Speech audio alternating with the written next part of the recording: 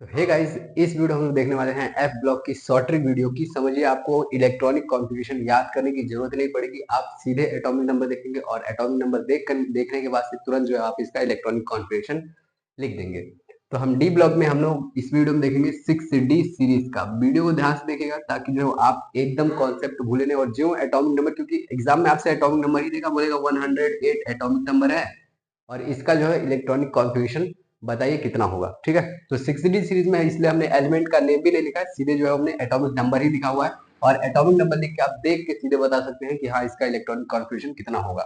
तो सबसे पहली बात आपको याद रखनी है कि 6D सीरीज में टोटल जो एलिमेंट आते हैं वो आपके 89 से 112 के बीच में आते हैं। ठीक है ना, 89 से 104 शुरू होता है और सीधे जो है 112 तक आते हैं। तो पहली बात ये आपको क्लियर रखनी है कि जो 6D सीरीज होता है, 6D सीरीज में एटॉमिक नंबर 89 से छोड़ करके और ये 104 से लेकर 112 तक आते हैं। ठीक है, नेक्स्ट चीज आपको ध्यान रखनी है कि जो 6D सीरीज है, 6D उसका नाम क्यों है? तो 6D नाम इसलिए है क्योंकि इसके इलेक्ट्रॉन D सबसेल में एंटर करते हैं, जिसकी वजह से इसका नाम जो होता है D 6D सीरीज आता है। 5D सीरीज होता है जब D में ही एंटर करता है लेकिन 5 में। ठीक है, तो ये हमारा 6D सीरीज है, इसमें इलेक्ट्रॉन किस में एंटर करेंगे? 6D में। तो आपको एक चीज याद रखना है, 5, 6 और 7। 5F याद रखना है और 6 जो है वो D याद रखना है और 7 जो है वो S याद रखना है। अगर आप 6 से D सीरीज अगर पढ़ रहे हैं तो आपको 5F याद रखना है, 6 से D याद रखना है और 7 S याद रखना है। ठीक है, अब देखिए मेन चीज, सीधे कॉन्सेप्ट पे आते हैं हम लोग। आपको F14 रखना है कांस्टेंट। F14 किसी में नहीं चाहिए, नहीं चेंज है। दिमाग में बैठा दीजिए कि आपको जो है वो F14 कांस्टेंट रखना है, मतलब F सबसेल में आपको जो है वो 14 इलेक्ट्रॉन रखने हैं, उसमें कोई चेंज नहीं होगा अगर आपको 6D सीरीज का इलेक्ट्रॉनिक कॉन्फ़िगरेशन लिखना है। अब उसके बाद से 7s2 भी सीधे से कांस्टेंट होगा, किसी में भी जो है वो आपको चेंज नहीं करना है। अगर आपको 6D सीरीज करना है तो F14 कांस्टेंट रखना है और 7s2 जो है वो ये आपको कांस्टेंट रखना है, कहीं भी कुछ भी चेंज नहीं करना है। ठीक है, अब आते हैं नेक्स्ट पार्ट पे, जो कि तीसरी बात है। मेन चीज है हमारा, ये चेंज होता है डी में।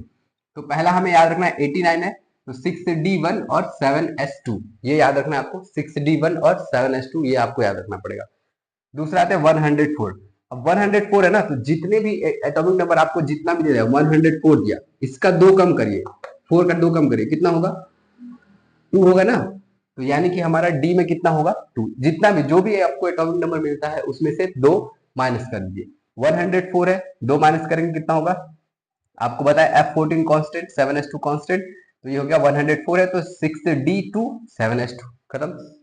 5 है, 2 कम करिए, 6D3 7s2, कोई भी उठा लीजिए, 8 ही उठा लीजिए, इसमें से 2 कम करिए, 6D6 7s2।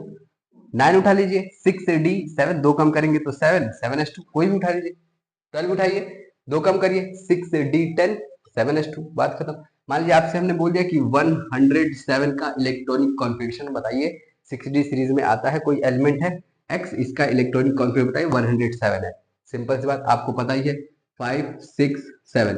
5F14 हो गया हमारा, 7s2 हो गया हमारा, 7 है ना, तो 2 कम कर दीजिए तो ये हो जाएगा 6D5 7s2, बात खत्म।